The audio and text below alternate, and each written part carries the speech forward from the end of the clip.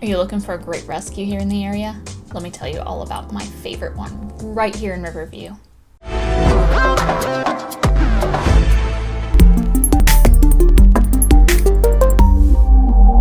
First Lady's Farm and Sanctuary is again located right here in Riverview.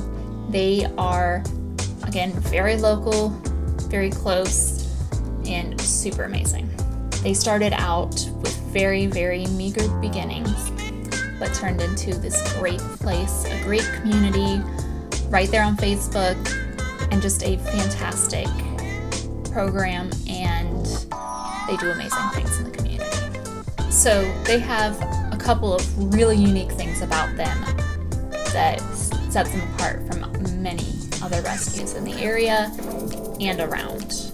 Their Street Strife to Farm Life program, as well as their senior program.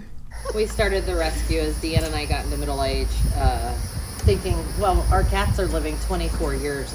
We can't keep keeping them ourselves. So we thought we would take the kinds that other rescues didn't want to deal with. The ferals, the really expensive critical care cases that needed $2,000 worth of this or $3,000 worth of this.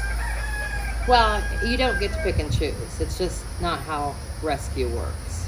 Because then, inevitably some orphan kitten comes along, and even though you say that's not what you're doing, it's still an orphan kitten that needs help, and you do it. So right now it's kind of an all-comers rescue, but you have to have a plan. And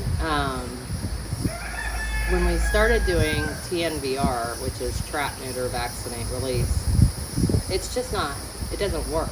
It's because most of the time the people don't want the cats back, so the whole release isn't working. It isn't viable. If they're being shot with BBs where they're at, and they're being lit on fire, and they're being had rocks thrown at them, or they're not finding food or whatever, then you can't release them. Yeah, so 200 cats in a mobile home park. Yeah, we have one mobile home park we're working on right now. That's 300 cats. 300 unspayed, unneutered, reproducing, unwanted cats defecating in a 9-acre spot.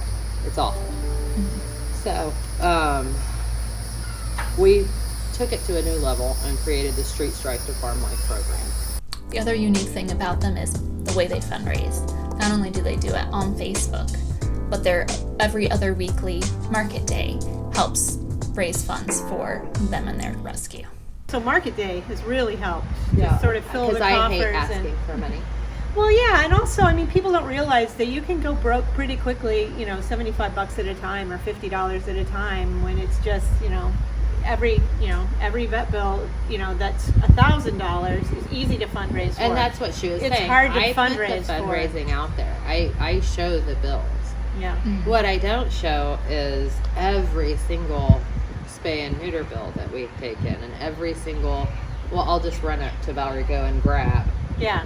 Or I'll just, Valerie Go Animal Clinic is our main supporting vet. Then Dr. Thomasy is our vet of 20 some years. So, those are the things that, hey, we're out of this. I'm going to run to Valerie Go and get a prescription for it. And you just you just can't put up all of those. We're not putting a $35 bottle of Clavamox on Facebook and fundraising for it. Yeah. And so the market days help to pay for that. Multiple times a week, do we see posts about a new, unique situation they've brought in with a cat or with their poultry, or one time they even brought in goats.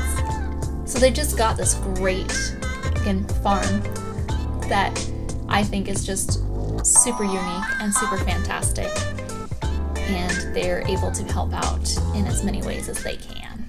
One of the things I was going to say is that Chelsea is great about being transparent. When we have big medical bills, she puts them on Facebook. We do a Facebook fundraiser. Money comes in, which is amazing. I was just stunned by that the first time I witnessed that happening. Hi, buds.